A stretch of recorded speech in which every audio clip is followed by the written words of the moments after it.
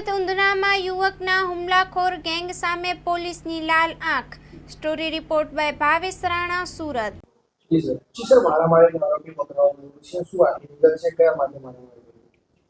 સુરત શહેરના Udhna police station વિસ્તારમાં Sonal industrial estate છે, એની બાજુમાં એક એસએમસી ગાર્ડન છે। આ ગાર્ડન પાસે ગઈ 5 તારીખે રાત્રિના 11 વાગ્યાની આસપાસ જ્યારે ભોગ બનનાર ચંદ્રકાંત ક્ષીરસાગર કરીને છે એ ત્યાંથી પસાર થતા હતા, પોતાના ઘરે જતા હતા। આ દરમિયાન એમણે કેટલાક લોકોને એ ઝઘડતા જોયા, જેમાં રાજા બિહારી કરીને એક વ્યક્તિ છે, એ અને એના માણસો અમુક અજાણ્યા ઈસમો સાથે ઝઘડતા હતા। એ બાબતને જોઈને પોતે ત્યાં ગયો હતો અને હજી ત્યાં પહોંચ્યો તો એ દરમિયાન જ રાજા અને એનો ભાઈ હિતેશ એ લોકોએ એવું કીધું કે તું શું કામ અહીંયા આવ્યો છે, એમ કરીને એની સાથે ઝઘડો કર્યો ને એના સાથે મારામારી કરી હતી, જે બાબતને લઈ પોલીસે ગુનો નોંધ્યો।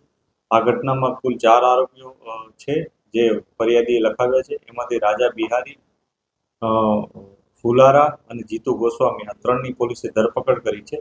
હિતેશ ઉર્ફે બરમુંડા કરીને છે, એને હજી પકડવાનો બાકી છે। પોલીસ એની પણ તપાસ કરી રહી છે। સર, આરોપીને કોઈ ગુનાહિત ઇતિહાસ? આ જે આરોપીઓ છે એમાંથી હિતેશ અને રાજા બિહારી અને જે છે ફુલારા કરીને એક વ્યક્તિ છે, આ બંને વિરુદ્ધ અગાઉ મારામારીના, દારૂના આ પ્રકારના ગુના નોંધાયેલા છે।